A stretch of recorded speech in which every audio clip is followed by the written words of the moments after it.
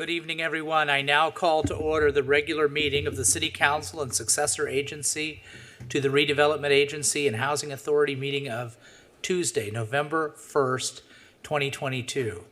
Now, please join me in standing for the national anthem. Tonight, we have our own Planning Commissioner, Jimmy Vivar, who's going to sing the national anthem, and then please remain standing as we say together the Pledge of Allegiance.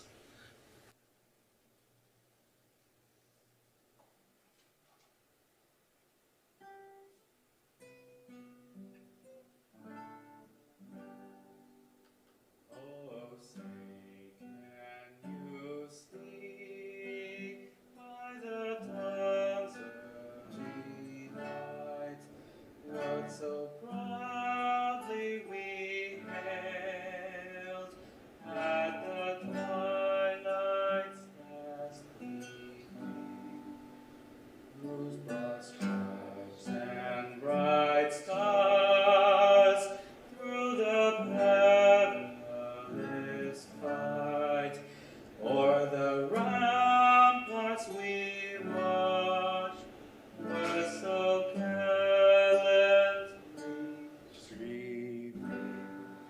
and the rocket's red glare, the bombs bursting in air, gave proofs through the night that a flag was still there. Oh, say does that star-spangled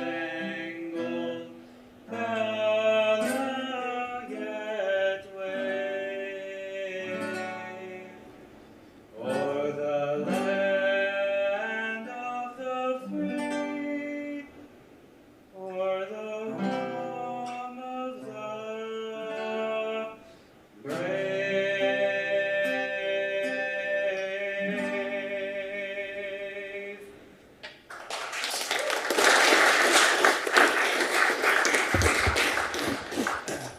Thank you. Ready, begin. I pledge allegiance to the flag of the United States of America and to the republic for which it stands, one nation, under God, indivisible, with liberty and justice for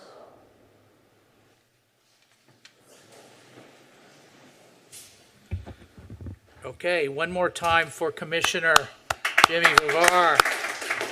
Thank you.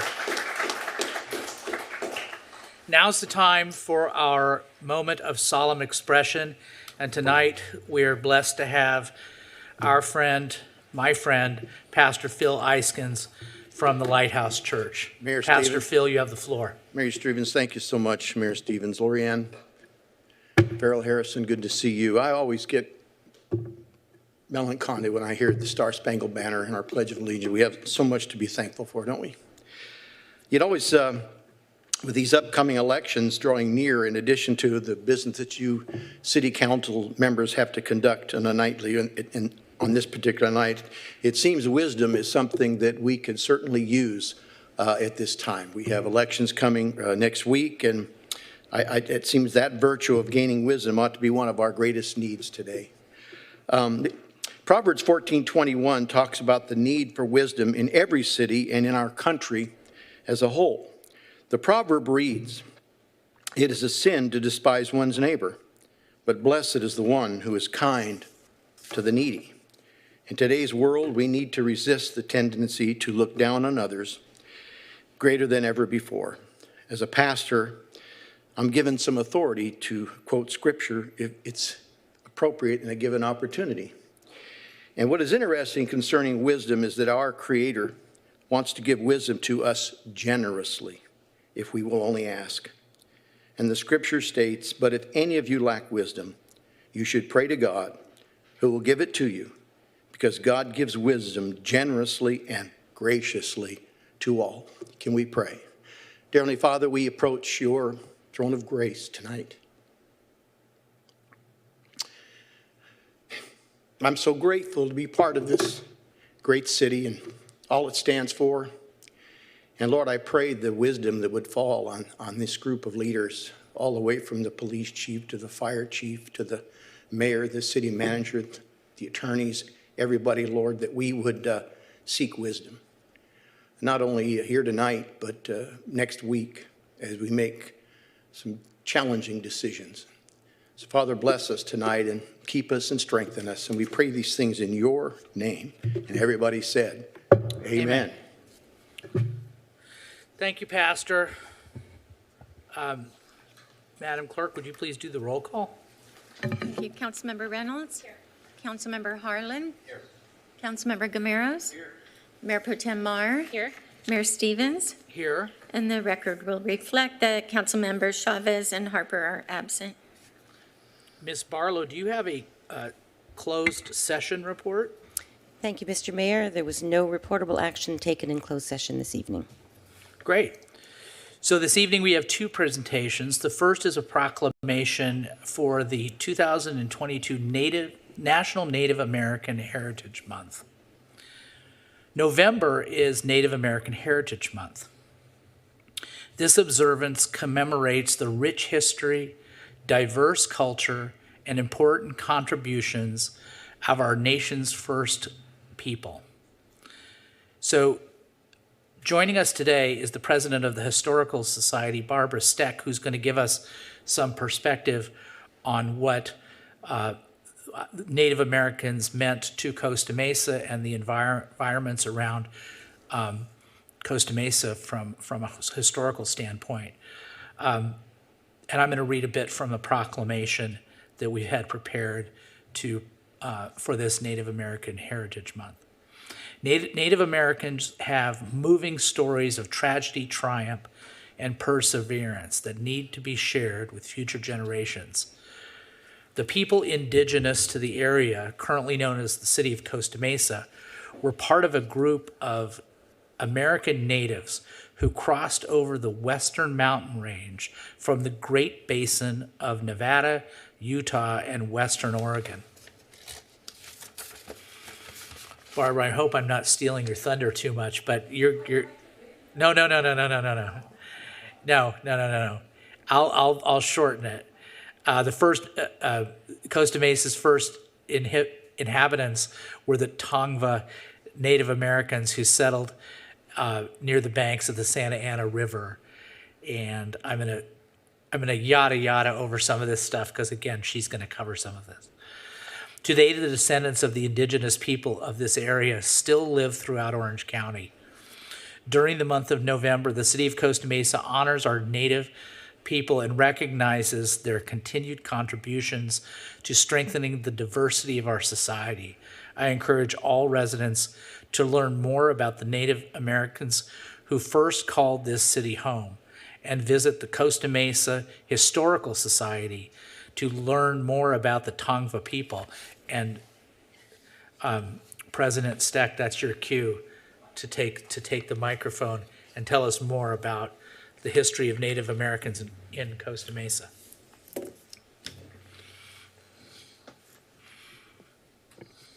Am I on? Oh, Yes. Okay.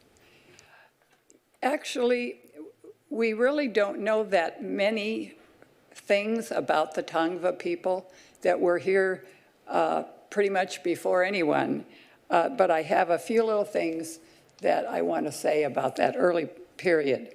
The entire Newport Mesa Bluff overlooking the Santa Ana River was lined with prehistoric camps and villages that date thousands of years ago up through what we called the contact period, which was when the Spanish arrived in the area. And the village that they set up then was south of the Estancia in the Fairview Park area. And it was named Genka, which we thought it was the village of Luckup, but apparently that is an error that we have to take care of there because Luckup was not really what it was called back then. But Indian residents here, when the mission system had been set up, this was in the late 1770s, and were recruited to both Mission San Gabriel and Mission San Juan Capistrano. But by the late 1780s, the Nieto Ranch had been set up along the northern side of the Santa Ana River, which interfered with San Gabriel's use of the area to the south. So San Juan Capistrano became more active in recruiting the Tongva south of the Santa Ana River to work in their mission. And as Capistrano's cattle herd grew, it was necessary to find more land and a better water source for them, so then they began to use our mesa. And the number of cattle and lack of Spanish soldiers to be used as vaqueros led those Native Americans to be allowed finally to ride horses and manage the cattle. And by the 1820s, the mission was authorized by the Spanish authorities to build the building which has become the Diego Sepulveda adobe. Thank you very much.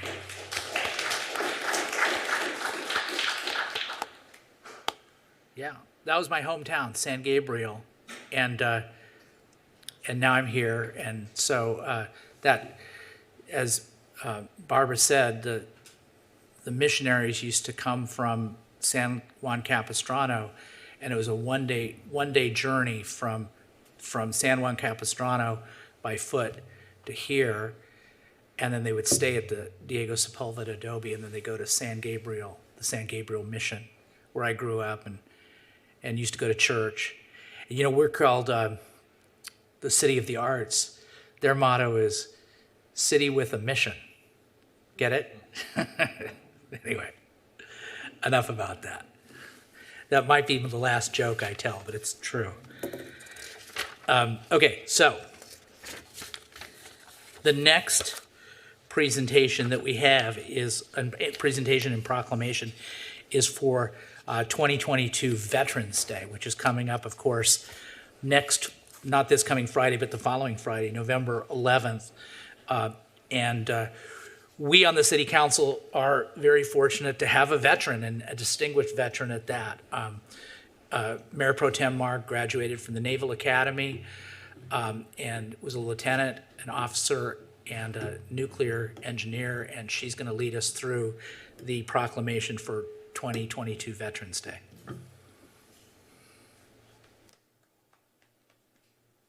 Okay, actually, Jody Merkel, if you want to come up to the mic here.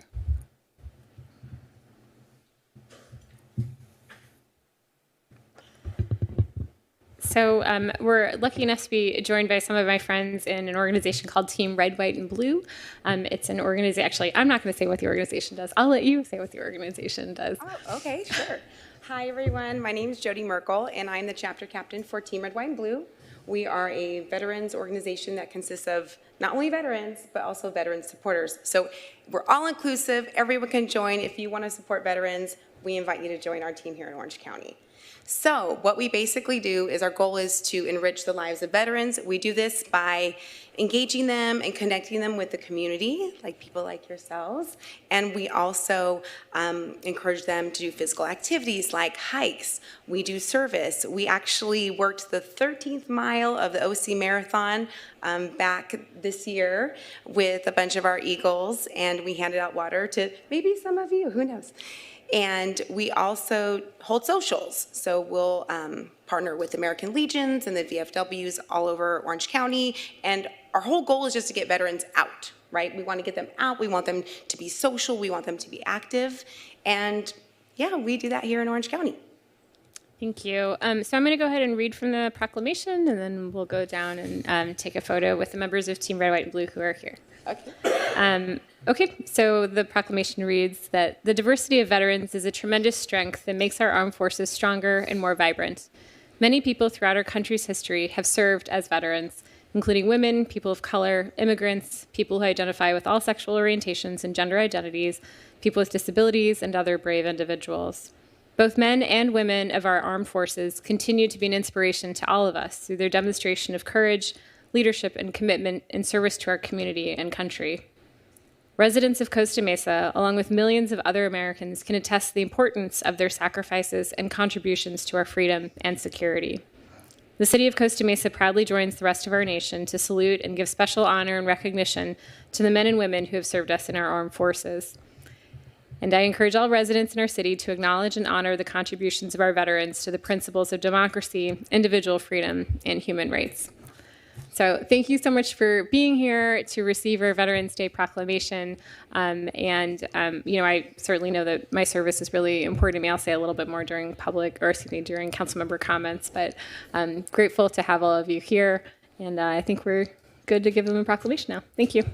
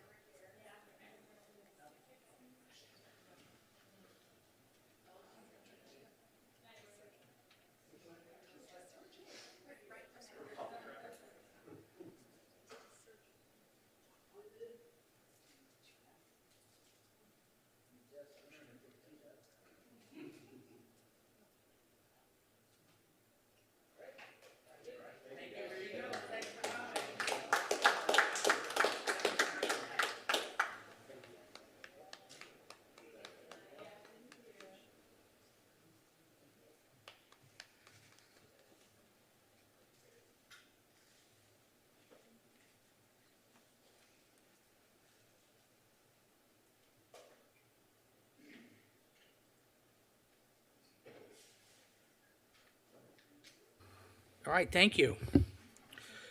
So we're on to public comments. Public comments are 3 minutes long. You can talk about pretty much anything you want to talk about except for the extension of the urgency ordinance of suspending certain permits, requirements, and development standards for outdoor activities due to the COVID-19 pandemic. Otherwise, you can talk about anything. You can only go for 3 minutes, though. And at 1 minute, you'll hear a beep. Then please try to wind it down. At 3 minutes, you'll be cut off. The mic will be cut off. So let's see. Let's start over to my right. You have the floor. Hi, I'm going to be here again about the Lawless Gym at 140 East 17th Street. Can we get next? So this is at 5:20 in the morning. All these are taken yesterday. They're all nice and fresh for us. Do you know of any reason why it should sound like that outside? Next. So this is at night. You know, down here on the bottom, see how that dips below 40? It's kind of like they can adjust the volume or something. Next. So this is back in the morning. I mean, what's going on here? Look at the bottom. Again, it looks like they can adjust it somehow. Next. Oh, look at that at night. Would you want to hear that outside of your house? Would you want to hear that outside of your house? Next. Oh man, we're back to the morning. Now look at that one on the bottom. Look how it's all nice and smooth, but just 1 minute before it, that doesn't look very smooth to you, does it? Do you want to hear that in the morning at 5:30? Don't think so. Next. Okay, whoa, what's going on here at 7:30 at night? You definitely want to hear that outside of your house every night, don't you? Yeah, you do. Next. Oh, look, 5:30 a.m., look at that nice straight line. But then at the next part of 5:30, because each one of these are 30 seconds long, but look at that next 5:30. Would you want to hear that outside of your house? Okay, next. Oh my goodness, look at 5:31, the whole minute's like that. Who wants to hear that? You know, you can't blame it on a car, you can't blame it on an airplane. What you gonna blame it on? And nobody's doing anything about this. You can't call the cops about it. They'll tell you to call the gym. I've been here 6 months, I've been coming in here. 6 months, and what's being done? What's being done, Mr. Harlan? This is your territory. What's being done? I've never came to it. What's being done, sir? Have you even investigated it? Do you even know where their 2021 permit is? Because nobody else can seem to produce it. The code enforcement tells me that it's perfectly fine that they can prop their fire safety doors open, and if there's a fire and somebody trips over it, you know, That's no big deal. Why not just keep your fan in front of your fire safety door too? That's no big deal. You know what's going on here? Everybody wants to build and expand Costa Mesa, and you can't even control a gym. Is there a next? Oh, there is a next. Look at that. They just keep going, don't they? Let's see if there's another one. Oh, man. And it is like they adjust it, isn't it? You see them just adjust it, do whatever they want. And if you tell code enforcement that the people show up to mow the grass at 6:30, 6:40 in the morning, it's instantly not the gym's fault.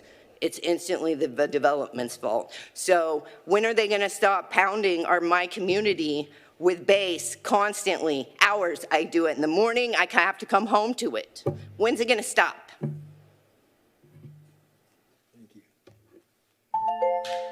Okay, sir, you have the floor. James Michael Proctor, Costa Mesa. There is no airborne virus. The COVID activities of lockdown to throw the political elections and restrict travel, to close our churches, to close our schools, to close our beaches, locally costing us billions, aviation going to Jakarta, Indonesia, the 44th president's homeland. We'd exhume the bodies, burn the clothing, and exhume the caskets, and none of which is being done. The tyranny, dictatorship of the Arab Springs and the Muslim outreach programs and the caliphates that have been driven in with our oil fields now in Tehran, with regulations, with political correctness, with taxes, medicine, with foreign money, holdings, and interests. When you see me, you hear me. Remember, common sense, truth, justice, in our words, in our language, is worth more all the gold and all the diamonds of all the mines.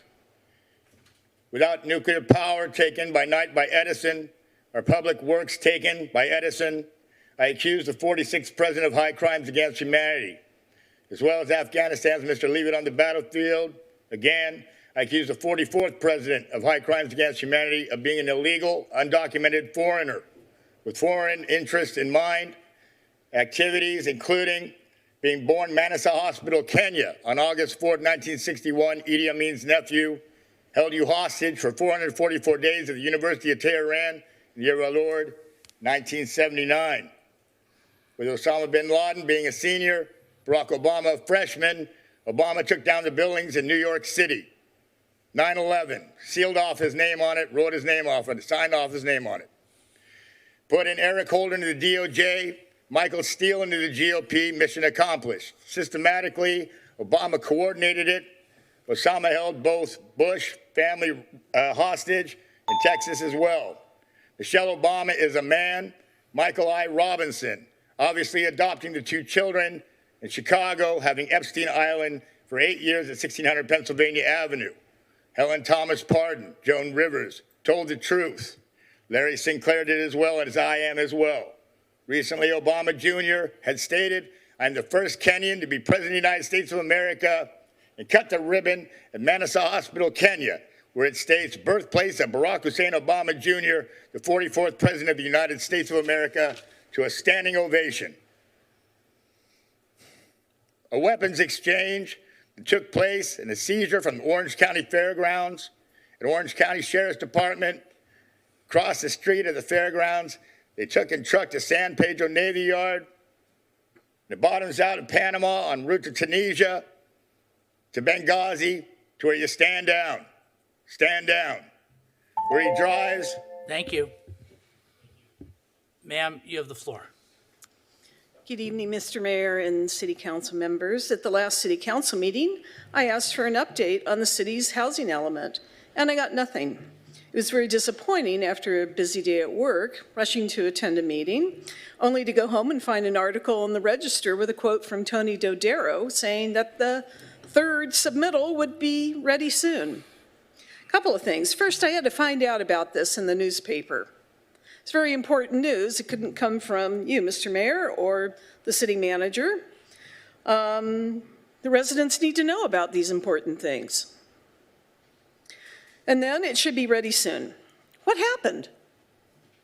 We were told by Ms. Lee back in late July or early August that the revised housing element would be submitted to the state on a timely basis, so the HDD would be able to find the city in compliance by the October 15 deadline. 6 months of time to satisfy the state's request wasn't enough for city staff and a paid consultant to submit an acceptable document to the state? We're out of compliance. Now we're subject to the builder's remedy. I asked about that at the Planning Commission meeting, and Ms. Lee gave us a nice history of the city's housing element submittals up until the last one, but didn't answer any of my questions about the builder's remedy. She deferred to the city attorney, who sat there like a bump on a log. It's the only time I can recall seeing a lawyer go silent. Put that on your calendar, because no one loves the sound of their voice more than a lawyer, and you know it. Anyway, there was a good article in the California Planning and Development Report on the builder's remedy. This was yesterday. You should all read it, because it answered some of the questions that Ms. Lee and the attorney couldn't or wouldn't. The next issue with the failure to timely file is that the city is now forced to rezone on a shortened timeline. Brings back my question to you about what is Plan B if Measure K fails. How are you going to rezone? And you're going to put it to a vote under Measure Y? Special election? Wow, that's going to cost us. At a minimum, the city and the city council should have been transparent with the residents. If you had been, we would have known what Plan B was all along. You kept us in the dark. If that was intentional, shame on you. That's much worse than a lack of transparency. There's very little on the agenda tonight. Perhaps you could take the time to enlighten us on the failure to file the updated housing element with the state. I'd like to know if there have been any applications filed under the builder's remedy. Also, city council members, what did you know? When did you know it? What are you going to do? Thank you. Thank you. Mr. Humphrey. Good evening, Council. Jay Humphrey, Costa Mesa resident. Like you, probably everybody out there is happy that silly season is almost over, and we'll be able to get back to normal lives after the election, and hopefully everybody will get the results that they think are the proper and the right results. So good luck to y'all. We'll let this one go by, and hopefully we'll sleep well. Secondarily, I'm a member of a group that is against Measure K, as everybody here knows, and we requested to use city facilities for a town hall meeting in August and in September, and we're told that they couldn't happen because there was no staff to handle that process, no matter what date we wanted. Interestingly enough, for city meetings, they could happen, and when Dave Min was here just this past weekend, apparently we had enough staff for him to have a meeting. Now, I understand he gave us $10 million, and I appreciate that. And I understand he's a state senator, and so he has some powerful impetus to respond to him and give him that time. But he's a senator who lives in Irvine, and Costa Mesa residents were unable to have a town hall meeting about an issue that this council put on the ballot, which tells you something. If those folks were unable to actually have a town hall meeting on a city property they're willing to pay for, do all the things that are required, live by all the rules, but apparently there's just no staff, unless you're a state senator or a city official that has a meeting for the city or for Mr. Min. And I appreciate he did. I'm not trying to say he did anything wrong, but I'm just wondering why Costa Mesa residents couldn't have a meeting. And I note that there's still no housing element, no inclusive housing ordinance available for Costa Mesa right now. I'm interested because the chair of the Planning Commission stated unequivocally that he wanted to have a joint meeting with you guys to talk about that before the election. So far, that has not happened, and there's no ordinance. So the very mechanism that you guys say is to control affordable housing with the new Measure K doesn't exist. So I guess that means we won't have any affordable housing under Measure K. Therefore, all you guys thinking the rents are going down, Won't happen because there's no ordinance to accomplish it. Just like there's no requirement in Measure K to require housing. Thank you very much. Yes, ma'am. Oh, sorry. Go ahead. Hi, my name is Linda Kramer, and I'm a Costa Mesa resident since 2010, and I live in District 4, and I am grateful for Measure K, and I say yes on Measure K because if not, all the duplexes on my street are going to be where the houses are going to be built, and we're already overcrowded in District 4. But that's not why I'm here. I am here with the climatereality.com, and I'm here on behalf of our Sustainable Living Committee. Their charter is to reduce waste, and especially single-use plastics, among other things. So we've partnered with the California Green Business Program and are currently assisting recruiting businesses to sign up in Laguna Beach, Irvine, Huntington Beach, and Costa Mesa. We do outreach in the community and encourage them to sign up, which is free on the website. And we also work with Surfriders Ocean Friendly Restaurants, so we're doing that at the same time. In June of this year, we met with a member of your staff about supporting the program by doing outreach to businesses. And so far, we have 11 businesses that have either signed up or committed to signing up. Once they sign up, the city supports the businesses in completing the application. To this day, we don't yet have any certified green businesses in Costa Mesa. The city must have 10 businesses in order to stay on an active program, and we understand the deadline to meet this goal is 1/31/2023. We are actually meeting with the city again tomorrow, and that date may be changed because it is your first year. The green business representative will be there too. But our ask is that because we know we have talked to some of these businesses and we know the city has reached out to them and sometimes they aren't responding to them. And the message we're getting from some of them is they're just overwhelmed. And this is not uncommon. So we know that in Laguna Beach, there are currently 23 certified businesses. And in Irvine, there's 38. And what they have in common is they have a contractor that works with them to help them find their energy efficiency, find ways they can find alternative plasticware, and do that work that they are not able to do, and provide them resources. So I'm putting a vote in you could do that, or find some other means to help these businesses get over the hump. Some of them we know already qualify. They meet all the criteria. There are sustainable businesses here that want the recognition, but there seems to be a problem in actually getting them over that hump, and we need 10 a year. And if you're a business, please reach out to us.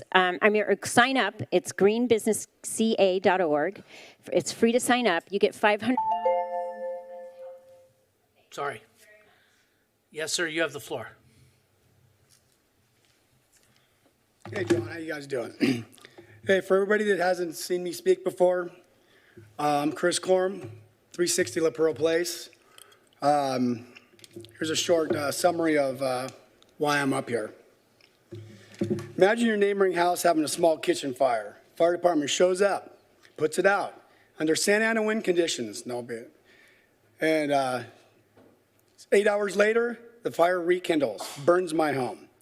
Our city has had more rekindles than just mine. A year before mine, a rekindle happened over on Baker. Didn't cause as much damage as mine. I lost my home on mine. They had another rekindle in March at Coast Towing. They had another rekindle in January over at West Cliff Apartments, or condominiums.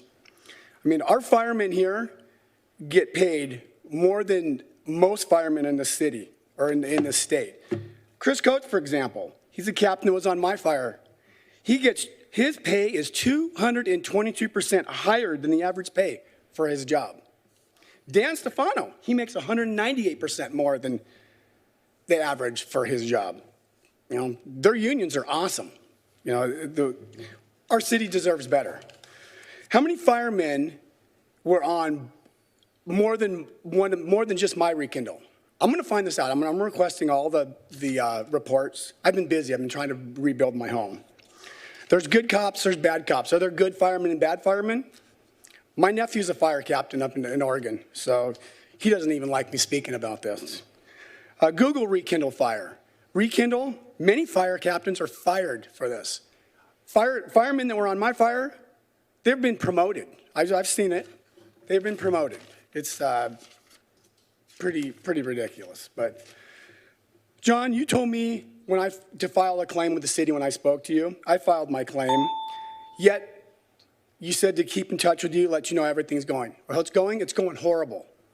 My father called and asked to speak to you. You referred her to the city attorney. The city attorney called my father. Why? I have an attorney. Why hasn't the city attorney called my attorney?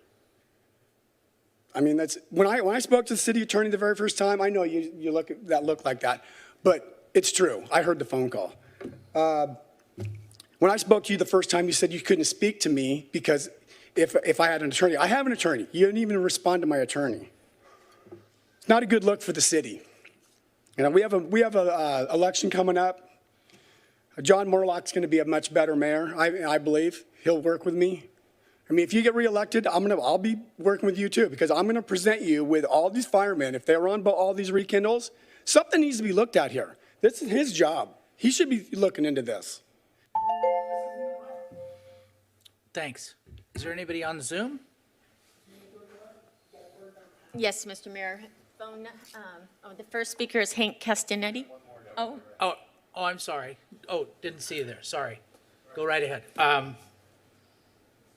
There you go. Good evening, City Council. My name is Ben Chapman. I'm a resident here in Costa Mesa, and I'm the chairman of the Greater Costa Mesa Republicans organization.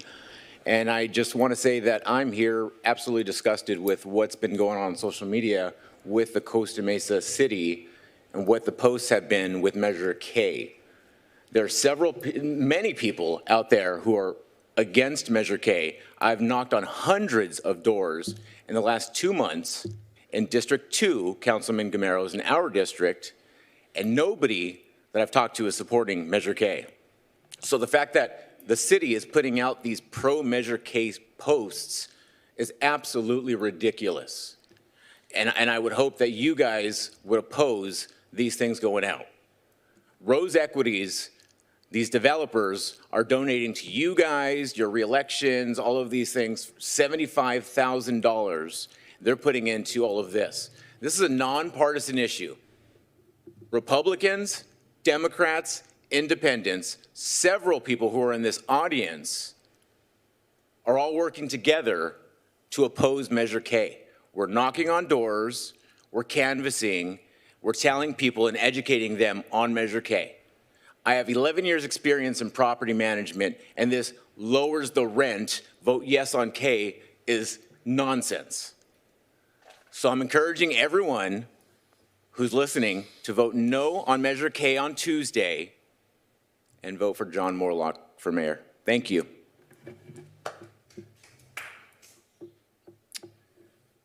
Oh, I'm sorry. Go ahead. If you want to talk, come on out. Go ahead. Good evening, Mr. Mayor and City Council. I know that many of you are actually probably up here for my well-renowned PowerPoints, and I'm sorry I don't have one today.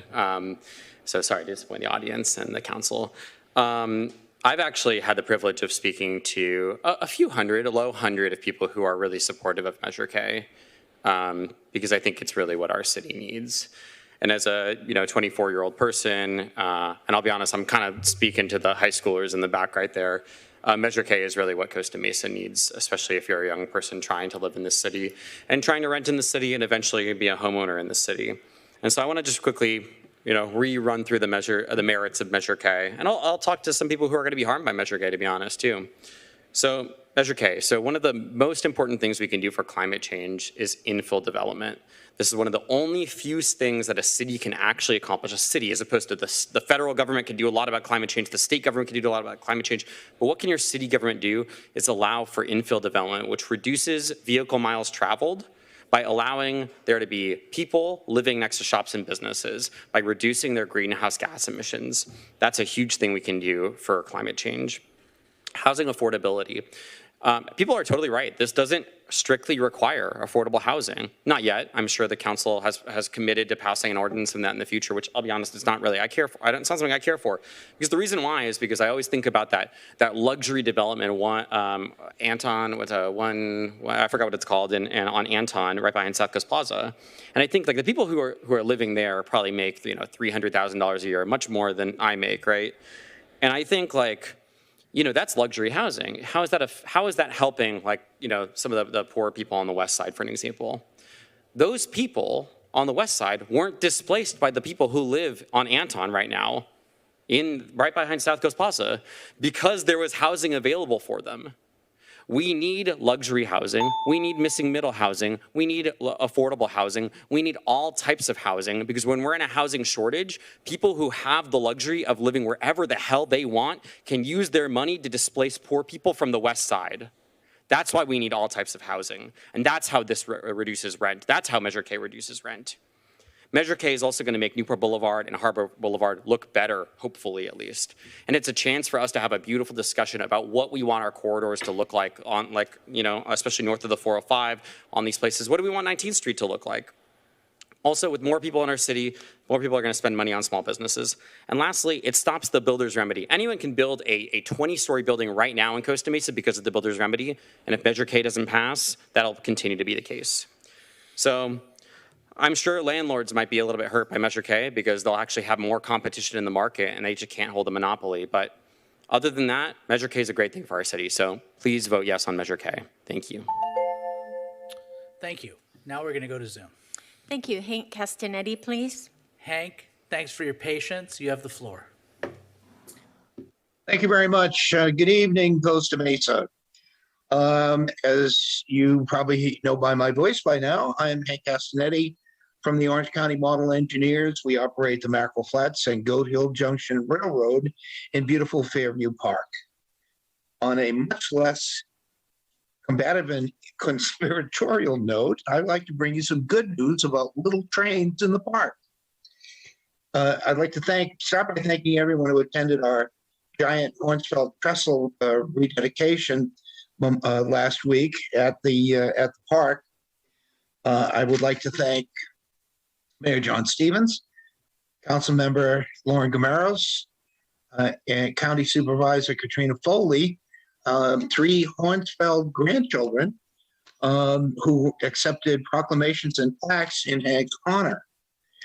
I would also like to announce, it gives me great pleasure, that the Orange County Model Engineers will be holding their first ever Toys for Tots toy collection this coming one weekend, which will be November 19th and 20th. So we're asking you to bring unwrapped toys on Saturday or Sunday that will be donated to the Marines Toys for Tots program. And if you're unable to come to the trains, come for a free ride and bring a toy, you can always order them online. Everybody orders toys online these days. Everybody orders everything online these days. Order them online and have them shipped to our P.O. box in Costa Mesa. You can find that address at our brand new webpage, ocmetrains.org. So once again, please help us and join with the Lions Club, who will be partnering with us for this event, and bring some unwrapped toys, take a train ride, enjoy the outdoors, get some fresh air, some sunshine, and I want to thank you very much and have a wonderful evening. Thank you, Hank. Thank you. Phone number ending in 814, please.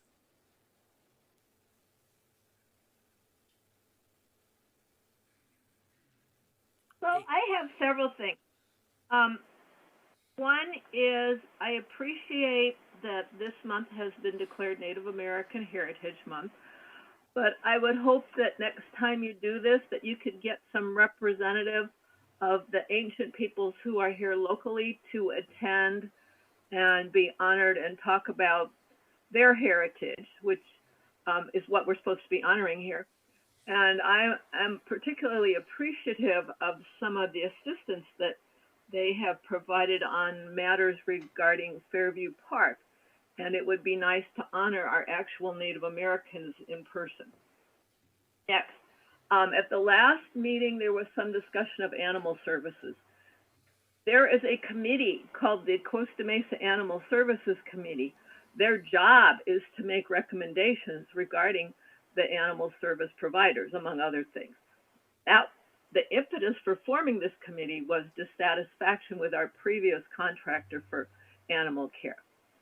They need to be provided with access to the documents they need and access to the facilities, and not on a guided tour, where they could actually look at what they want to look at, not what somebody else thinks they should look at, so that they actually can make informed recommendations. You have some really good people on that committee with professional backgrounds in animal, in veterinarian, in training, in various aspects of animal care, and I think you ought to listen to your committee.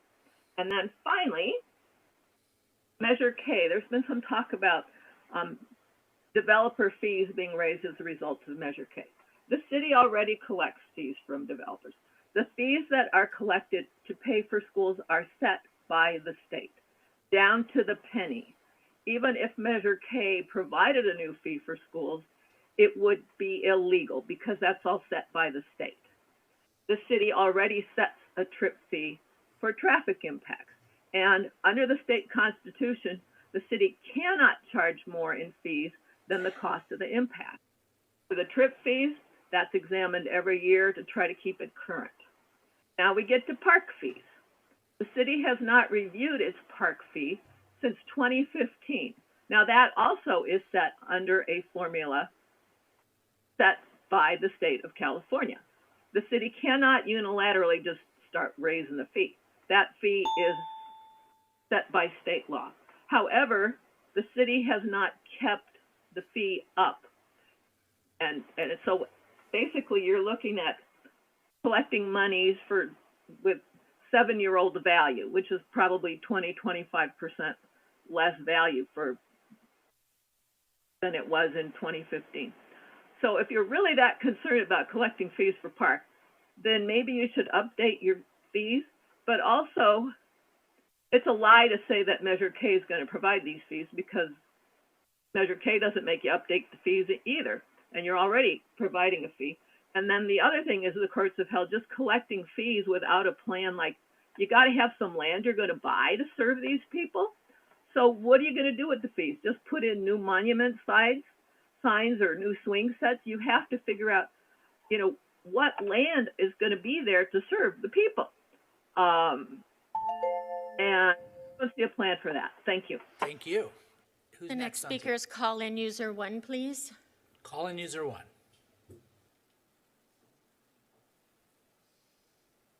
Once upon a time, in a little city far, far away, a big bad developer tried to overtake and gobble up the little city with false promises on a measure. The little city was trusting and easily fooled by all the developer money and false promises. The big bad wolf developer set up his own pack, a really good way to fool the people of the little city with fancy flyers and lots of promises of unicorns and jelly beans, with a model of candy canes for all, making it sound like a sweet deal. But when the little city came out of the sugar coma and realized they would have to trade their vote for future input on high-density projects for a few trinkets and sweets, they said no on K. But the big bad wolf developer poured more money into the pack because they thought everyone would do anything for more money. But the brave little city stood up.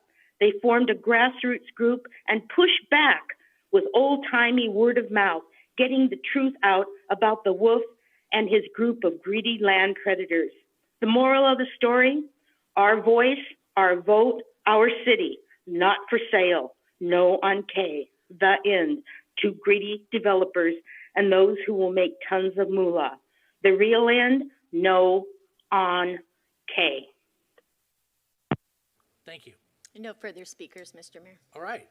We'll close public comment and go to council member committee reports, comments, and suggestions. First up is Council Member Gameros from District 2.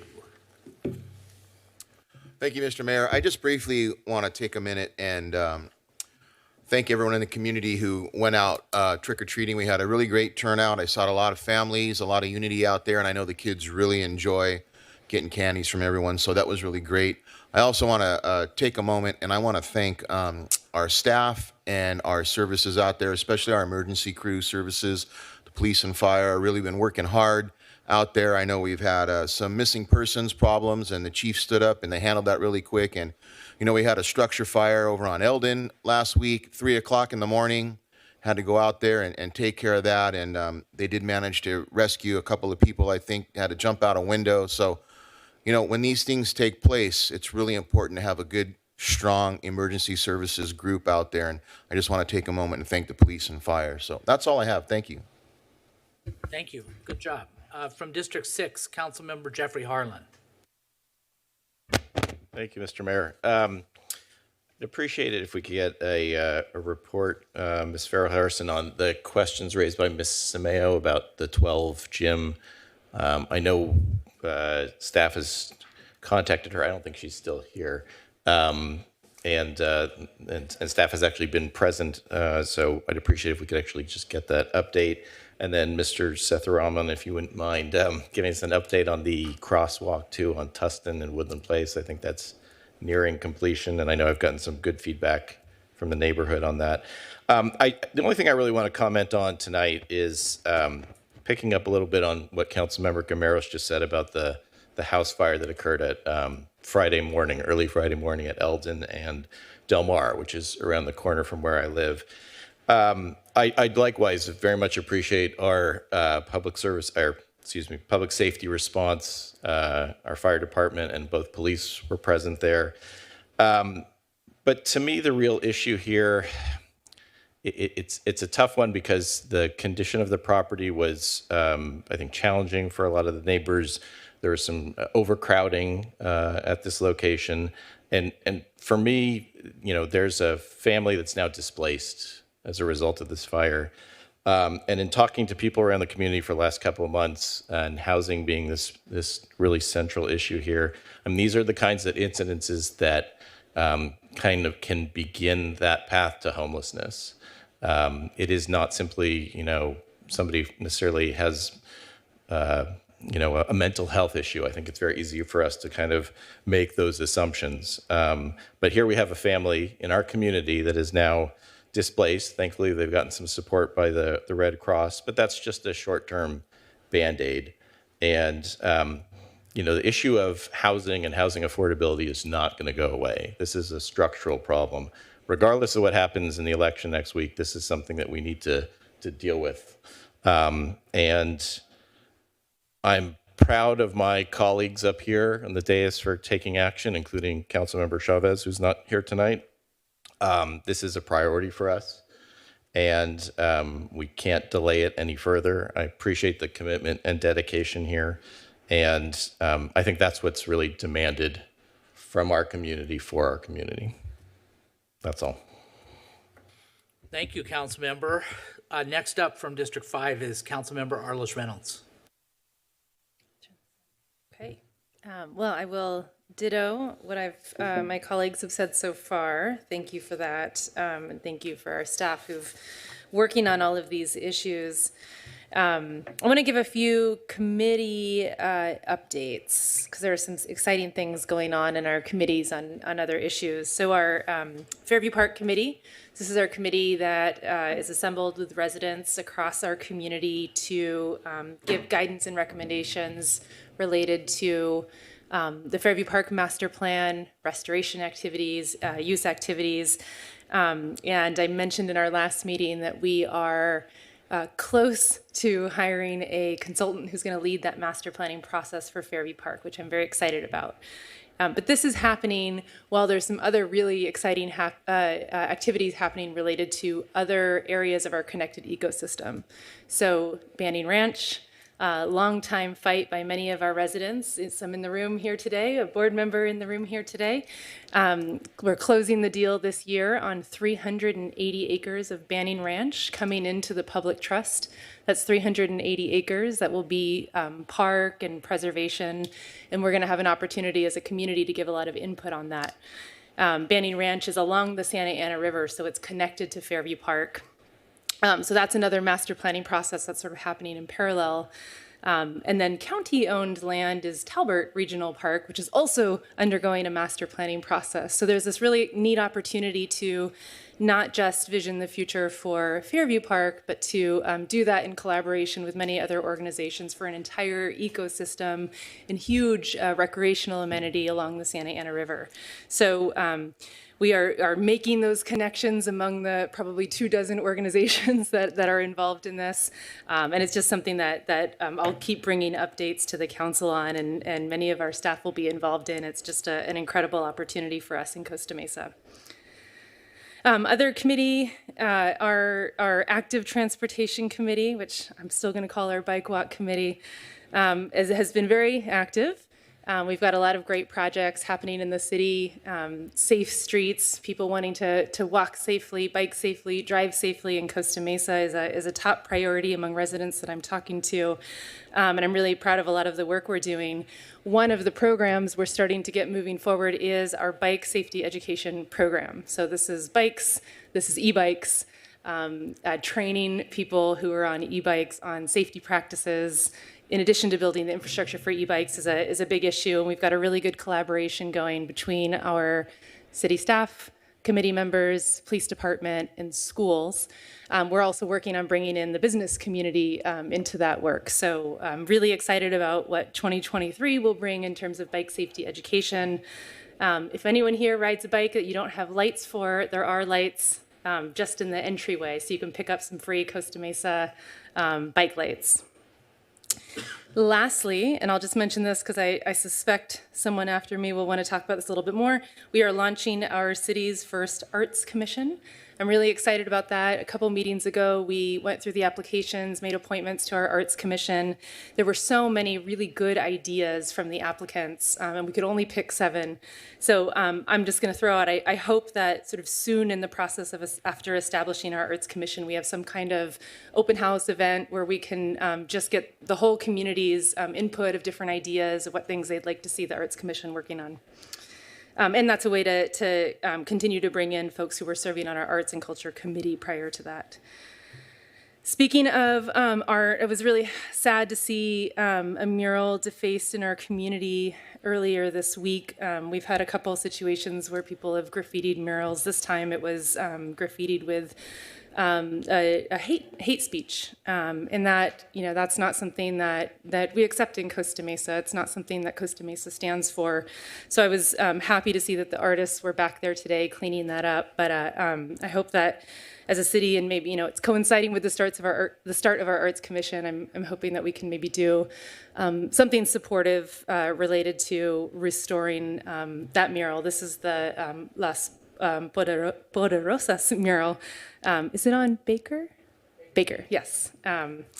And just horrible again to see that kind of hate speech in our community at all. But I think these are the kinds of things that usually result in us being much stronger as a community because we come together and work together to overcome that kind of hate.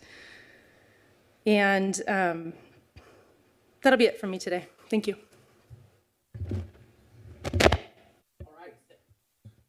Thank you very much. Now, our Mayor Pro Tem from District 3, Andrea Marr. Thank you. Yeah, I'll just carry on where Councilmember Reynolds left off. I mean, that was pretty horrific to get the text messages. You don't ever want to see anything like that in our city. So I'm glad it's getting removed, taken care of right away, and I hope it's the last incident we see for a while.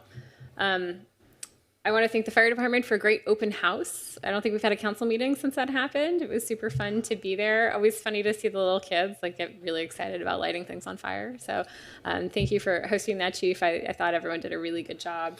Also, the Senator Min Town Hall was mentioned earlier. It was a great event. If you ever want to hear an elected person just riff on anything that's going on in the state from his perspective, I really appreciate him because he He's a little bit of a nerd, and he kind of like digs into all of the issues and knows them really, really well. And so if you didn't get a chance to see him, I think he's having a couple more town halls. He'll also be at a Costa Mesa Alliance for Better Streets event Wednesday night. So that'll be good to hear from him and nerd out about transportation. So, I said during my comments about Team Red, White, and Blue that I was going to talk a little bit more about being a veteran, so hopefully you'll indulge me a little bit tonight. So Team Red, White, and Blue, after I got out of the Navy, I didn't really feel compelled to have anything to do with the military for a little while. I traveled, I did other things. And then I moved to Costa Mesa. I started putting down roots. I kind of felt like this is the place where I wanted to be. And I was introduced to an organization called Team Red, White, and Blue. And at the time, their big event was this veteran surf camp in Huntington Beach, where disabled veterans from the VA hospital would come down, and then Huntington Beach surfers would take them out, and they get to play mostly in the whitewash, but get to play out in the ocean. And so I volunteered. It's now been almost 10 years in a row, actually 8 years in a row, that I volunteered for that event, where I basically just go tread water for like 4 straight hours and make sure that like no one's in danger. But that's exactly the kind of thing that has been so powerful for me and so for so many other folks, is to have opportunities to get out there, be outside, be in community with other people, and recognize that you had all of this community when you were in the service, but then getting out, you also have the opportunity to find that same community. So I'm also wearing this pin that says the Iron Riders 1897. And I was invited to the Orange County Black Chamber of Commerce event where the Iron Riders are celebrated. And so I want to tell this story too, because it has really stayed with me, and I've been geeking out about it since I heard about it. So in 1897, the all-black 25th Infantry Regiment Bicycle Corps embarked on an epic bicycle ride of more than 1,900 miles from Fort Missoula, Montana to St. Louis, Missouri, as part of an experiment by the U.S. Army to determine the effectiveness of moving troops by bicycle. Called the Great Experiment in national newspapers, the journey took 41 days to complete. The route of the experiment followed the Northern Pacific. The 25th Infantry was special because it was one of 6 racially segregated units formed by the Army after the Civil War. Soldiers in these units were required to continuously prove themselves to their white counterparts because of the perception that black soldiers were inferior in courage and ability. Members of the Bicycle Corps demonstrated the opposite was true. Nicknamed the Iron Riders because of the heavy one-speed bicycles they pedaled, and for their iron-hard constitutions, the soldiers endured conditions along the route that would have daunted even the most avid of modern-day cyclists. So I had this amazing opportunity to attend a commemoration of this. Bobby McDonald, who a lot of people know, who is very active in the veterans community, was responsible for making sure that this history was shared more broadly in the county, but then also did a great, amazing event in Montana that I wish I could have gone to. But as we think about veterans and we think about Veterans Day, I would just encourage everyone to think about maybe the veterans that you haven't heard of, the ones whose stories don't often get told, because there's a lot of pretty amazing stories out there. Thank you.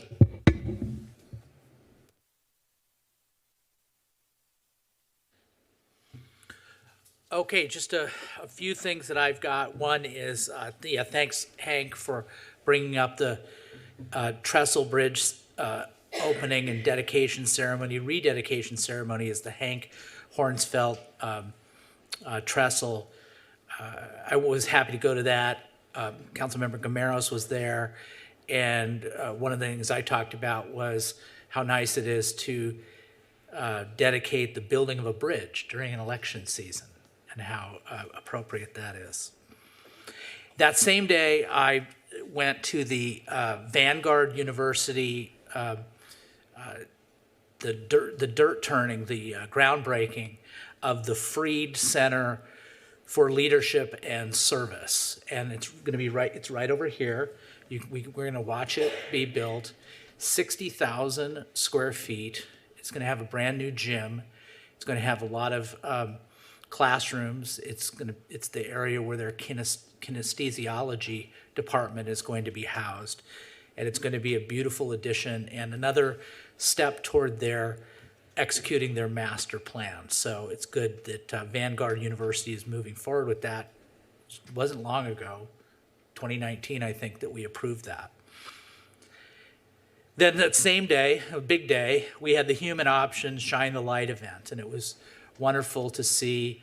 Councilmember Reynolds was there and spoke very beautifully, and we had Chief Stefano and Chief Lawrence spoke, members of the fire department, members of the police department, and it was to shine the light on domestic violence. So that was a great event, and it was a great, beautiful use of our Donald Dungan Library lawn. So that was a week ago.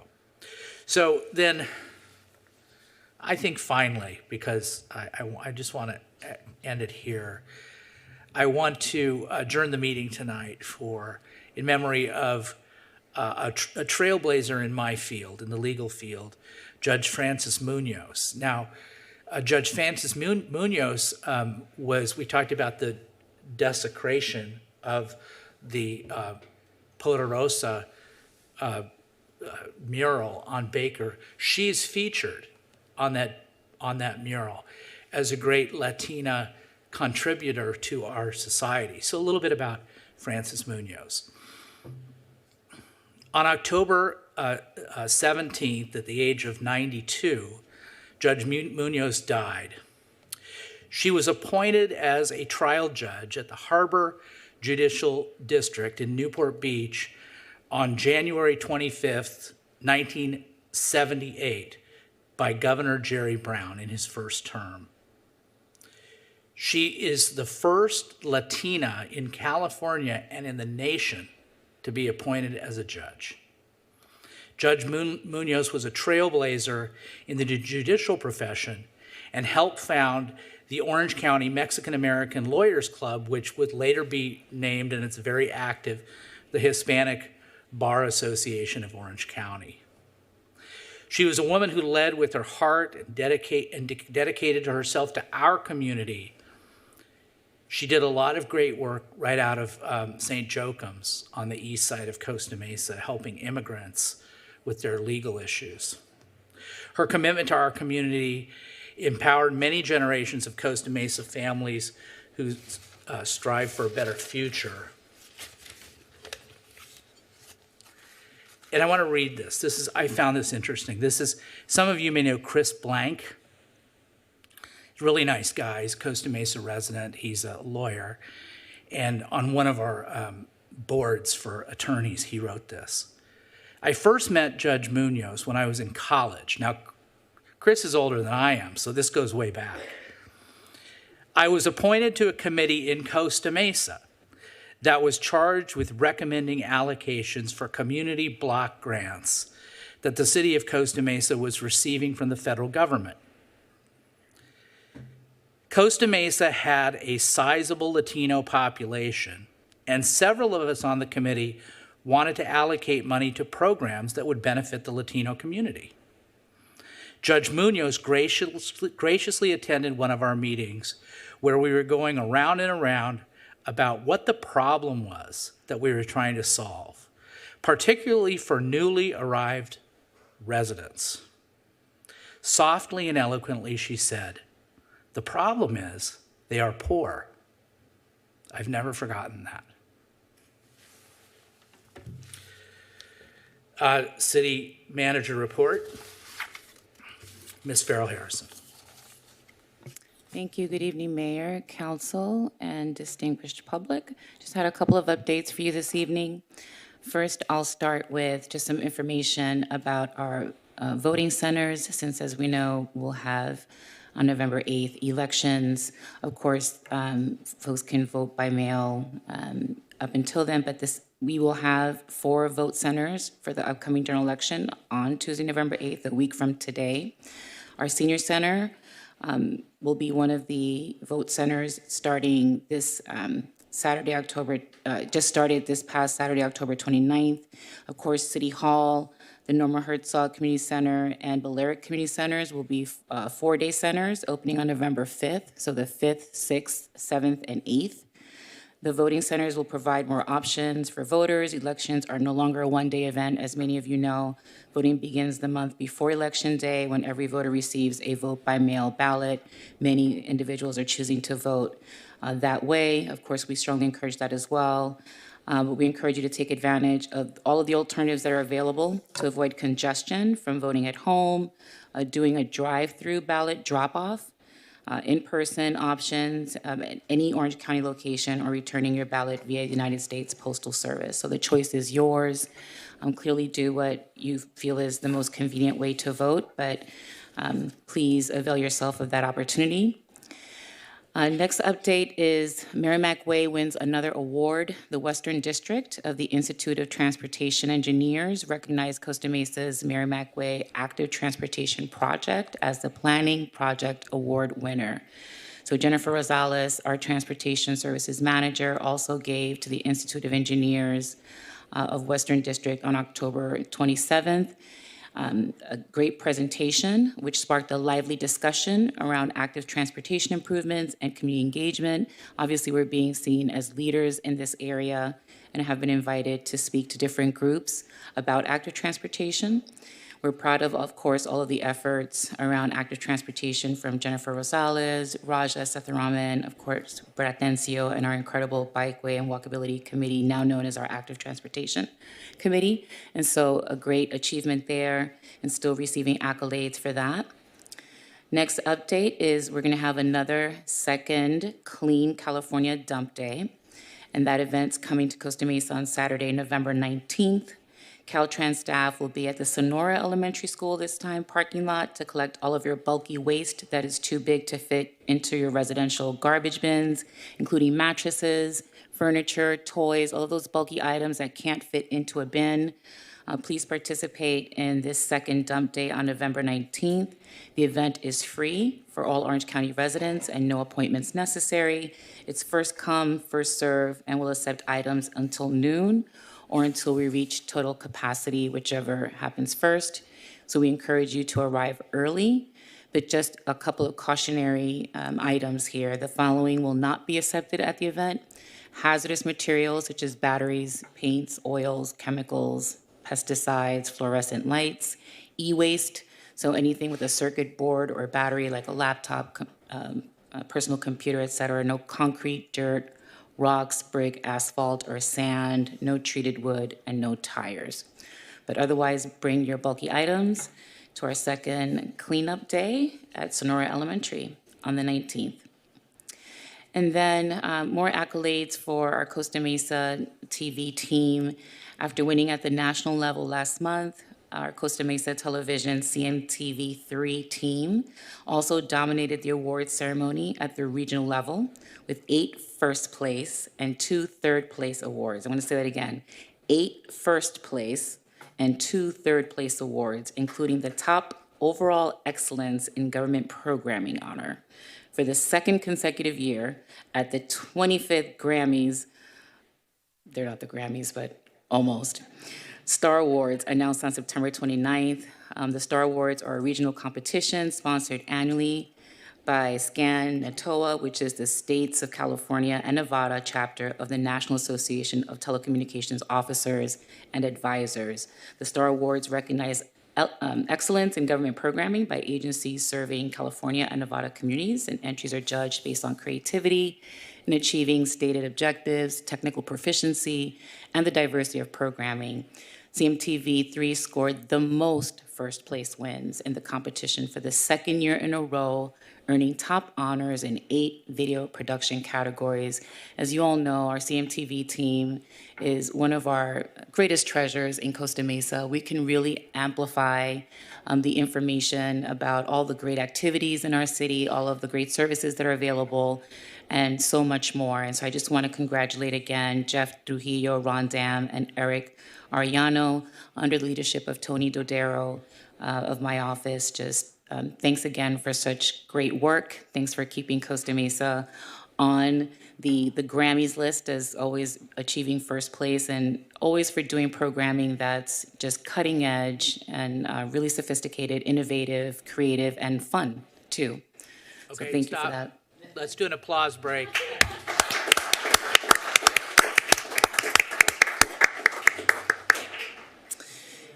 And then I just had a couple more things.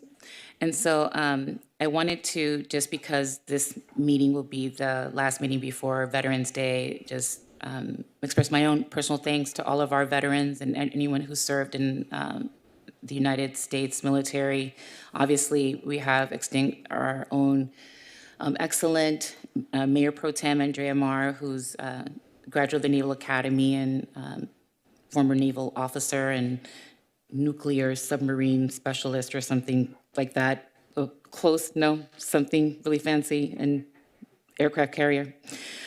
And so just thankful for everybody's service. I was thrilled to participate in my eldest son's graduation from Navy boot camp a couple of weeks ago, and was just reminded of the enormous commitment that so many people make when they decide to serve. I'm proud to have my son in the United States military now, in addition to my husband, who's a retired lieutenant colonel, and my brother, who served in the Army. And so just a reminder to always help our veterans as much as possible. That Huntington event that you mentioned was one of my favorite events when I worked at Huntington, and always great to give back, volunteer at the local VA hospital. They could always use a little bit more help, and just always extend a helping hand to our veterans, given the great commitment and sacrifice that they're making for all of our liberties and freedoms. And then I wanted to address two of the public comments this evening. I did want to address some of the comments related to the housing element update. As you know, the housing element update has been a very long, intense, comprehensive process. A lot of discussion, obviously, with Planning Commission, our council, the community, town halls, different public meetings, and a lot of engagement with the state housing and community development department. Those conversations have been extensive. They have been ongoing. We have submitted for certification twice, received comments back. We're still working through those comments with HCD. We have yet another conversation to have with them next week. Under a myriad of different categories and issues. As you know, the housing element has many different programs that need to be addressed, and we've received comments on many of those programs. One of the most challenging, obviously, being the issue of the significant constraints posed by Measure Y in terms of achieving our arena allocations and housing related mandates from the state. And so those conversations are important, and we need to be on the same page with housing and community development when we submit our next iteration of the housing element, to ensure that that's going to work for us and it's going to work for them. It's going to be good for us and the community, and it will comply with what the state requires as well. And so there'll be conversations continuing next week, and we're very hopeful that at the next meeting we can bring the revised housing element with those updated comments to you, council, at the next meeting, pending, of course, the deliberations next week, which we're hoping will go well and there won't be any major surprises. We think we're pretty much in a good place, but extensive comments back from HCD on a variety of different issues, and obviously how we'll be able to comply with RENA allocation and requirements being a major component of that. And so please bear with us. We know that this has been a long process, and it's a very important one for every community. We're not a small city, and we have complex issues. And so just trying to do the best that we can to meet all of our collective objectives and have the best outcome and product that we possibly can. So we're looking forward to bringing that to you at the next meeting, keeping fingers crossed, and then hopefully we can go from there. And then we did want to give an update on 12 Gym, because we have had significant staff involvement on that. There will be a letter going out tomorrow to describe kind of the efforts that we've undergone, but we've had 3 different departments involved between police, fire, and development services. And I'm going to turn it over to Jennifer Lee for just a quick update on that. Thank you. I'm happy to report on staff's activities in response to a complaint that we received regarding the 12 Gym. For the last few months, staff has been very engaged with the reporting party and also the 12 Gym business and their managers and operators. We have responded with our police department staff over 40 times to calls for service. We have had our code enforcement staff on site taking measurements and going out to observe any of the activities at the site over 10 times. Even with that level of effort, we've taken measurements at the exterior of the residential property. We've taken measurements from some of the interior spaces as well, multiple times. So with those measurements, both the police department staff and code enforcement have not found evidence of a noise ordinance violation. Having said that, we are continuing to work on good neighbor practices with the 12 gym business, including but not limited to keeping that rear door shut anytime that there are classes that are actively going on, all the way to turning down the volume of any music that they have going on for classes at the gym, and several other good neighbor practices as well. So we will continue to work with the business and their managers moving forward, and we will be sending a formal response most likely tomorrow in the next few days or so. So thank you.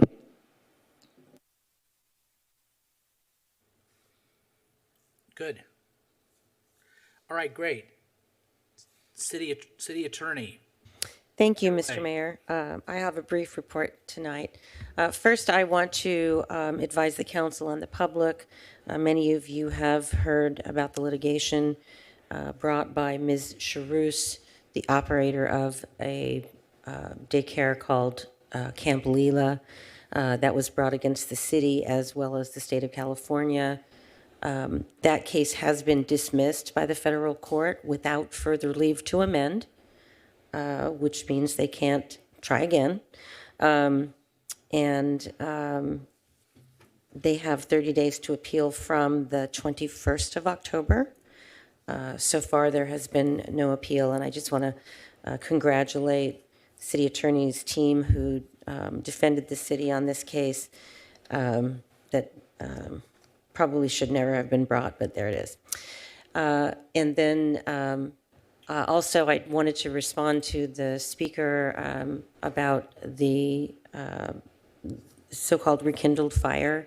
I did contact the property owner's father at his request, and then I was not invited to speak to the lawyer. The father told me that he attended Harvard Law School and that he was speaking to me on behalf of his son. I asked him if he had been retained as the attorney. He told me no. Since he's not, I also asked him if he's an owner of the property, and he told me no. So it was not a problem for me to speak to him. In fact, I thought he wanted me to call him. He did call me back twice. And the second time he informed me that his son had illegally recorded me and allegedly illegally recorded me in a phone conversation that I had had with him prior to his retaining an attorney. So I have not spoken further with either the property owner or his father out of concern that they are recording conversations without consent. And finally, I just want to remind everyone that many of those, and I know it's Veterans Day and not Memorial Day coming up, but we have lost a lot of veterans in both battle and in non-battle circumstances. So please don't forget those veterans when you honor veterans on Veterans Day. Thank you. Thank you.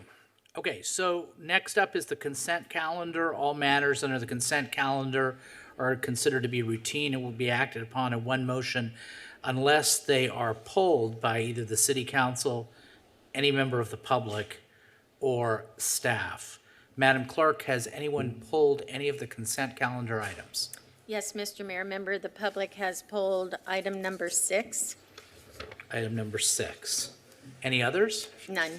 Okay, so I'm going to recuse myself from number 3 because of a contribution to my campaign by somebody who's on the warrants. So I'm just noting that, and I will entertain a motion. Motion by Councilmember Harlan, seconded by Councilmember Reynolds. With that notation, let's call for the question.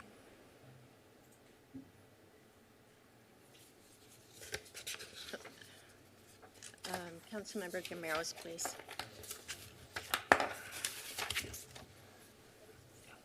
Thank you. Motion carries 5-0. Excellent. So a member of the public brought up item number 6, pulled item number 6. So let's read that title, and then let's open it up for public comment. Okay. Thank you. This is the acceptance of the new traffic signal at Baker Street and Randolph Avenue, city project number 21-01. Okay. Unless council has any questions, let's open it up for public comment.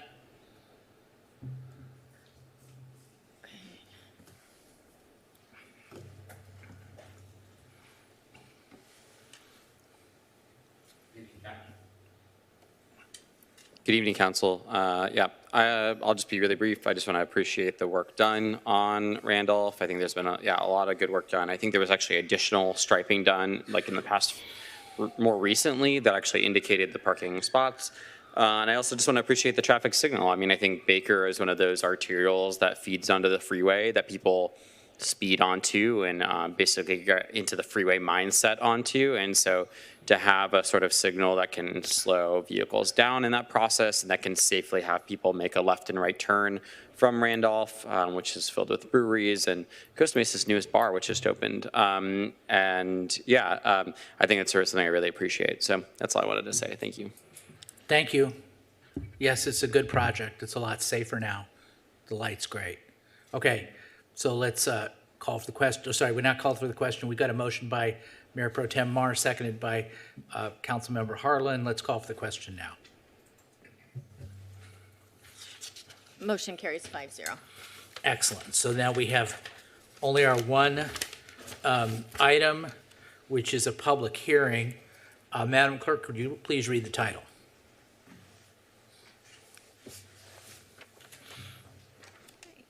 This is an extension of urgency ordinance 2020-15, suspending certain permit requirements and development standards for outdoor activities due to the COVID-19 pandemic.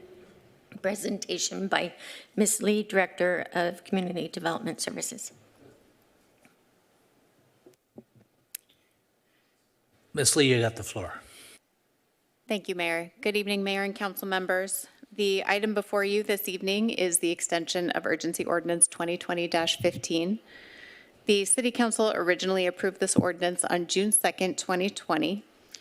The ordinance temporarily suspended permit requirements and development standards, specifically for outdoor dining patios and outdoor religious assembly due to the impacts of the COVID-19 pandemic.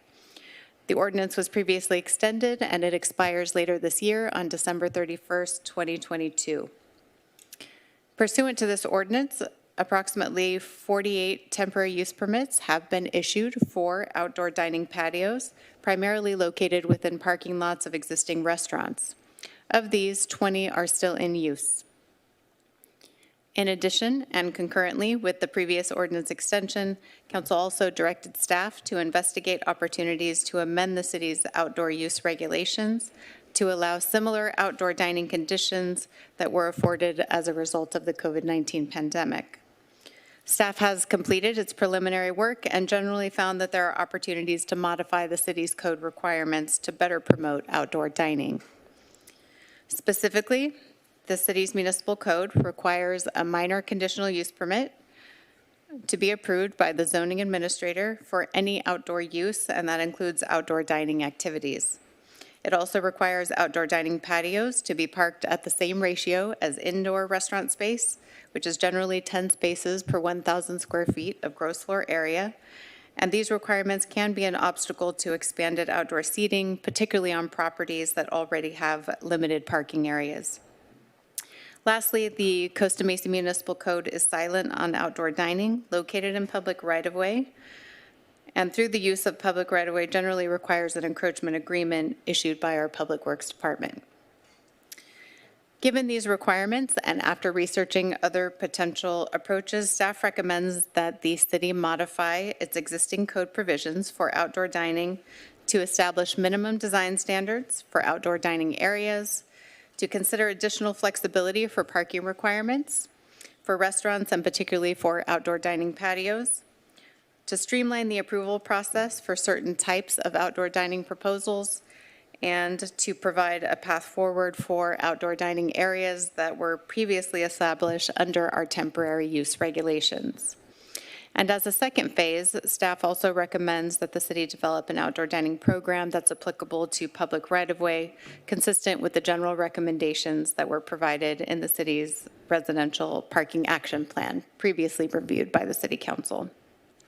So with that, staff recommends that the council extend Urgency Ordinance 2020-15 for an additional 6 months to expire on June 30th, 2023, and direct staff to prepare a code amendment to permanently modify city code requirements to better promote outdoor dining. That concludes my presentation. I did want to note that tonight's ordinance extension applies only to outdoor dining and religious assembly uses outdoors. The council did approve a similar ordinance specifically for outdoor retail and service businesses, and that urgency ordinance will expire at the end of this year. Thank you, and I'm happy to answer any questions. Any questions, council? Yes, Councilmember Reynolds. Thank you for the presentation, Ms. Lee. I do want to thank you for reaching out to the restaurants. Always good to get that feedback, and really appreciate the description in the staff report of sort of what we've relayed as a council on what we want to see continue, right? The vibrancy that this adds to the streets. My only question was about the timing and whether, so the recommendation is a 6-month extension through, was it June 30th, 2023. So it just strikes me that that's right in the middle of summer, right? And one things that our businesses ask us for is kind of certainty so that they can do their planning. And that might be a kind of difficult date to have be an end date, even if we anticipate this some kind of similar program going forward. Would there be a problem to do a full year extension still with the goal of finishing this up with an updated code in 6 months, or what was the reason for 6 months? 6 months was just the time frame that staff expected to be able to bring forward an official code amendment to both the Planning Commission and Council. There's no issue for us to extend the urgency ordinance for a year instead of 6 months. That just allows a little bit more time to for temporary businesses to make the transition. Okay, okay. Okay, thank you. Mayor Pro Tem. How are we noticing the businesses about this change? I know we've got a pretty definitive list of who has a TUP. How have we done with reaching out to those folks? Our intention, dependent on the council's decision tonight, is to send a letter either via email or mailing address, whichever contact information that we have for each one of the businesses, to inform them of the extension, and also to start getting some initial feedback on some of the specific code amendment provisions that we expect to propose moving forward. So it will be a notification. Okay. Yeah, I mean, I think I'd appreciate input from anyone who plans to speak on this tonight in terms of both how we can be best communicating, and then also, you know, if we extend this out for a year, for example, the best way to take input on what a future outdoor dining ordinance should and could look like. I know everyone's busy, right? That's part of the challenge. You're trying to run your businesses, and so the idea of like coming to City Hall at 5 o'clock on a Thursday might not be an option. So I'd like to hear what might work better. Thank you. Councilmember Harlan. Thank you, Mr. Mayor. So, Ms. Lee, I'm hoping you can give me maybe some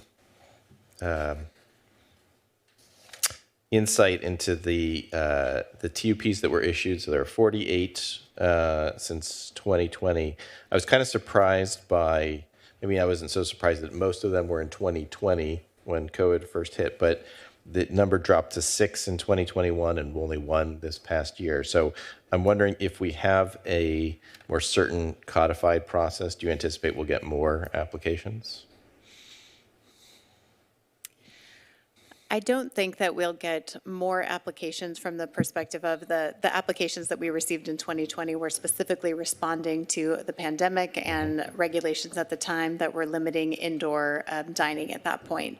So I think the reason that we saw so many in 2020 and then a drop off in latter years was really because businesses at that point were transitioning back indoors and were looking at economic recovery and throughout the pandemic. So I expect that moving forward, there are restaurants that perhaps didn't apply for temporary outdoor dining, but are interested in having outdoor dining longer term. I think the permanent provisions, if they allow enough flexibility, that we'll see more of those types of applications that just haven't come forward up to this point, either because of parking requirements primarily or because of some location requirements. So I do think there's a demand out there. I think we'll see a different type of application come in if we adopt permanent regulations. Okay, thank you. All right, good stuff. Let's open it up for public comment.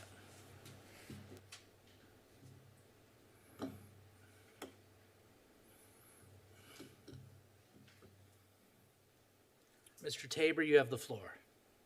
I'm Tim Tabor, one of the owners at Dick Church's Restaurant, and just want to thank you again for moving so quickly during the pandemic to streamline the process to get these outdoor spaces open. You made that really easy to achieve, and members of the city staff were very quick to make that happen, so thank you for that. And thank you for the extension last year. And love to hear that there's progress being made on more permanent solutions to outdoor dining, as I concur with the sentiment of the City Council that it really is a nice addition to the city to have these outdoor spaces that are kind of reflect other great cities across the country and the world that have these type of environments. And being in Southern California, obviously, we have many days a year to enjoy these outdoor spaces. I resonate with Councilwoman Reynolds' question on the 6-month expiration that comes right at the heart of peak time for restaurants and outdoor spaces. And if there is the possibility that that would end at that time, that could be a problem. Our outdoor spaces are really flourish when the weather's great, and that comes during the summertime. So minimally, if it could be a 9-month, but preferably maybe a year, to keep this going, I think would help a lot of businesses. And I know myself and other businesses that have benefited from the outdoor spaces are totally willing and available to speak into city policy or whatever from a restaurateur point of view, if that's helpful. So just thank you for considering this extension, and as a business owner, I really hope that it goes through. Thanks. Thank you, sir. Yes, Mark. Evening, Council. This is great. I think these parklets are awesome. I think they're a much better use of public space than 2 parking spots to actually have people enjoy outdoor dining. If you all haven't seen the one in front of Eat Chow that's actually being permanently built right now, it looks really badass, and I had the privilege of actually eating out there. I think one of my questions, and it's going to not seem germane to this, but it will be, is I've been talking so much about Measure K and how it's important it is that I haven't had time to bring up AB 2097 passed this past year, and the governor signed it, and it was the bill to remove parking minimums within a half mile of transit stops. And it does that for housing above a certain affordability threshold, but it also does that for commercial development. And so I've heard Ms. Lee speak about the parking requirements several times, which, if anyone knows me, I'm very against mandated state parking. But I'm curious how AB 2097, which goes into effect Jan 1, 2023, would play into this, because my understanding is because most of Costa Mesa is within a half mile of a major transit stop, not all of it, but most of it is, that that I don't think parking minimums would actually be applicable or legal in these circumstances. I don't know if that's true. I'm not a lawyer, but it's something I wanted to bring up. Anyways, point being, and without droning on, that I really appreciate this ordinance and supporting small businesses in this way. Thank you. Thank you. Looks like we've exhausted the chambers. By the way, welcome to my friends at Vanguard from Vanguard University. I was just talking about you earlier in my comments. I talked about the Freed Center. Anyway, anybody on Zoom? No, Mr. Mayor. Okay, close public comment. Let's entertain a motion on this. Mayor Pro Tem Mar, you're making the motion. And so what is your motion? I'd like to extend the urgency ordinance 2020-15 for 12 months to expire. I guess that would be November 1st, 2023. Okay. No, December 31st, 2023. Thank you. Caught myself. I'll second that. What did you want to second? You could talk about it. I went. Okay, you want to speak to the motion? I do. Thank you, Mr. Tabor, for being here. I actually thought maybe it was just a posse of avid Dick Church fans that walked in behind you. But yeah, I mean, we've been needing to do this for a little while. I'm glad we're pushing it out because that gives us time to be more thoughtful about how we go about doing this next. I want to extend the scope to it's not just taking up some parking spots, but it's also about all of the amenities that have been added that are, I think, wonderful. And that includes the live music, that includes foliage and greenery and all kinds of things that, it includes the ambiance of sitting outside that I think we all love so much. And so as we think about crafting our ordinance, I want it to be comprehensive and not just, sort of, okay, it's allowed, you're allowed to take some parking spots, right? Mr. Vuksovich, I'm not going to speak to parking minimums tonight because it's 6 days before an election and I can't even say my own name without getting criticized on Facebook right now. So I'm not going to go into the parking minimums tonight, but I do think that there's a ton of opportunity to think more broadly about what we want our outdoor spaces to look like. And I would encourage us to get really creative about how these spaces are sort of grandfathered into our existing code, but that we also encourage and make easier for businesses to expand and have outdoor spaces. Thank you. So as the second of the motion, just a couple points. I very much agree with the motion. As time passes, I'm finding fewer silver linings of the pandemic. But one thing that I think is going to be enduring in terms of a silver lining is better use of our outdoor space. In Costa Mesa, among the great things that we have in Costa Mesa, and I call it the great city of Costa Mesa because it is our greatest natural resource, I think, is our weather. And there's really no better climate that I'm aware of. I mean, in the United States, somebody from, no one watches these meetings, so no one's going to challenge me on that. But if there's a better climate in the United States, I'd like you to send me an email or a text and tell me what it is. So we do have to use that natural resource to benefit our community, to benefit our businesses to the greatest extent. And I'm very pleased that we're moving forward with this. I expect it's going to pass. And then creative business owners like Tim Tabor at Dick Churches and many others in our community, El Matador, so many others, will get to really use our natural resource for the benefit of themselves and for the community. Does anybody else wish to say anything? Okay, excellent. Let's call for.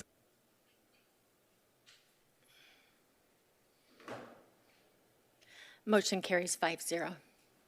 Okay, so we don't have any more business, but as I said before, we're going to adjourn the meeting in honor and memory of Judge Frances Munoz from our area, who was the first Latina judge in the United States of America, who died recently at age 92. May she rest in peace.